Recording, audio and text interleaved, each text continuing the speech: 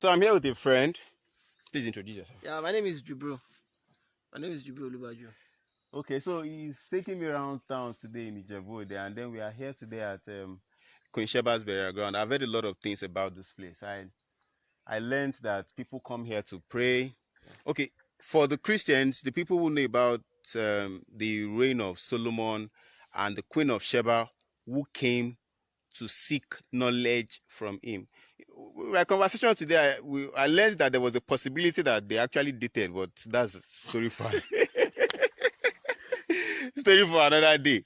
So I don't know if there's. I want to ask him to tell us a brief of what he knows. I would have loved to enter, but I learned the person who is in charge of this place is not around. I would have loved to see the tomb and probably have a feel of what it feels like. And uh, the government is not managing this place. I learned it's a private citizen that is keeping this place. Yeah. And it is also very saddening because on our way down here, this is a very lonely path. I realized that the road was tarred. So when I asked, see, look, there are traces here. There are traces of tar. See. So this must have been some old construction. In fact, I doubt if it is coal tar. Maybe it is concrete or something. It must have been some old road construction technology. And it shows that some maybe decades ago, there was a plan to keep this place alive.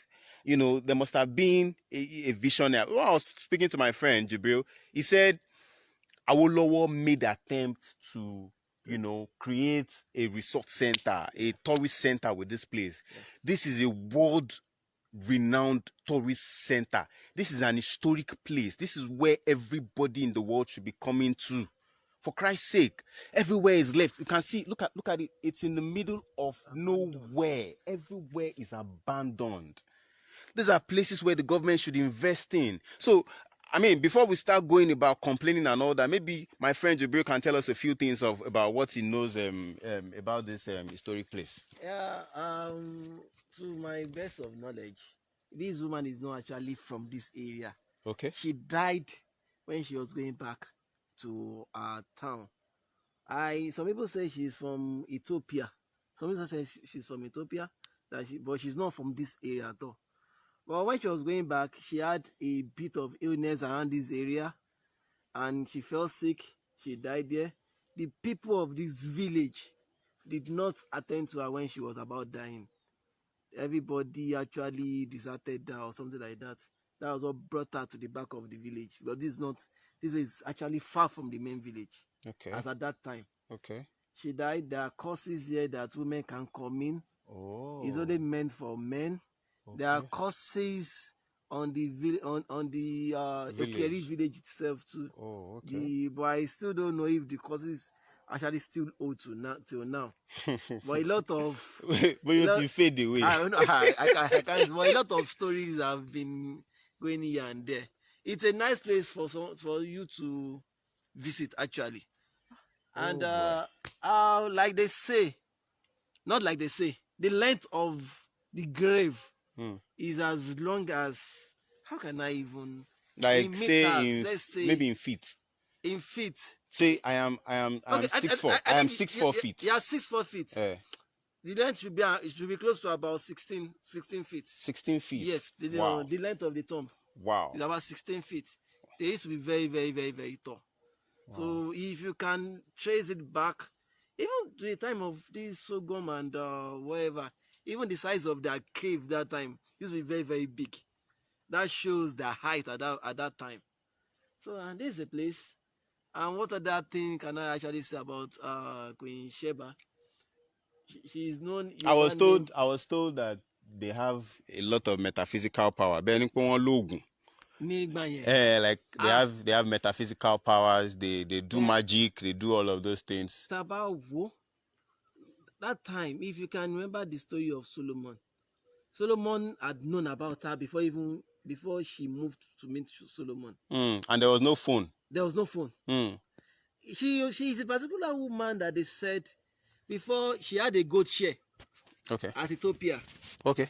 She had the what? She had a gold share. Okay. At Ethiopia. Okay. And people used to boast to Solomon then that there is another richer person. Okay. In somewhere around the they used to use, is it no, they used to call that Arab then, is it West? No. There's one particular grammar that they use in terms of coordinates. Okay.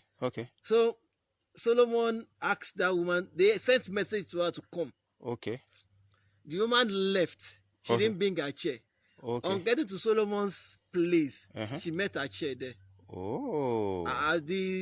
I'm very, very sure a lot of people can relate to that story. Oh, so it was like the thing disappeared. It's something like that. People can. It is written in the Quran too. As a little story of Bilikisu is in the Quran, is in the Bible. It's a very, very popular story. Wow. I am impressed. Well, I'm not impressed by the way this place was managed. You can see everywhere. There's a lot of bush. There's a lot of forest and all that stuff around. I mean, when I came in first, I'm like, a wild animal could just pop out from the bush.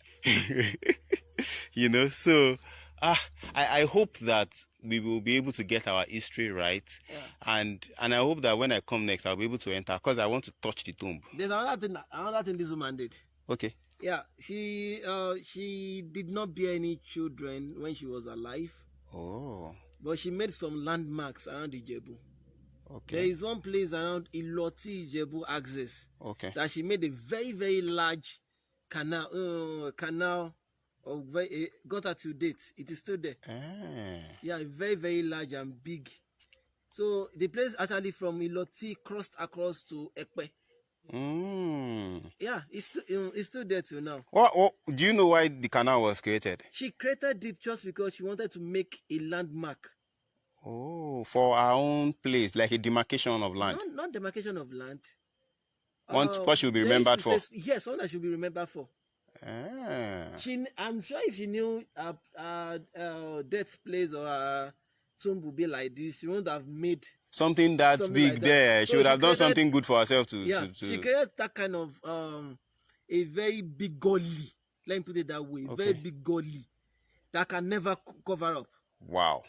Were they concrete works there to keep the sands away? Only God knows. No. There's no sign of any concrete or cement or whatever. They just dug it around that Iloti Ekpe. It's a place that you can also visit. Wow. Now I'm scared. Now I used to think little of metaphysical powers and all this spiritual something, but then with the way I'm seeing this Bilikisu, well, Queen of Sheba, she was very, very powerful.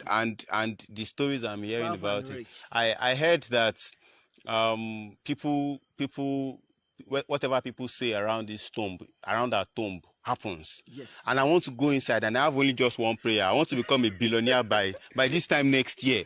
I don't know if I can teleport my prayer into the compound. See, I'm tempted to jump the fence. Fine, you know. But I want to say that prayer because as it is now, old cocoa, you know, so I want or the angels in the atmosphere that carries prayer.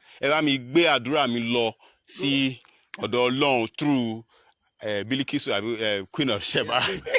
But basically, that's what is going around here. People do come here. People that are looking for children, that have challenges in life. They do come here for prayers. It is, and it's not like they do a certain ritual or something. No, they don't do any ritual. They just say their prayers. They just come inside. They go into the tomb and make prayers. But women are not allowed to go beyond these gates. Okay. It's forbidden for women. Based on the history, okay. It is forbidden for women to go to pass through these gates. You see, like I was telling you when we were coming that Ijebus have a strong history with Wadai. I don't know. I think the Wadais are the Arabs. You know, there is also a school of thought that believes that Oduduwa is also from Wadai. He was a sojourner or something like that, you know, and the Wadais are the Arabs. I also learned that they are very powerful. On our way here, I've seen a lot of shrines and all that. You were telling me of how they sell juju on the road, like. That one is in Agemo. They sell that one. Are you serious? During Agemo festival, they do sell juju. Oh boy! I should come around again and see whether normal trade during that festive period.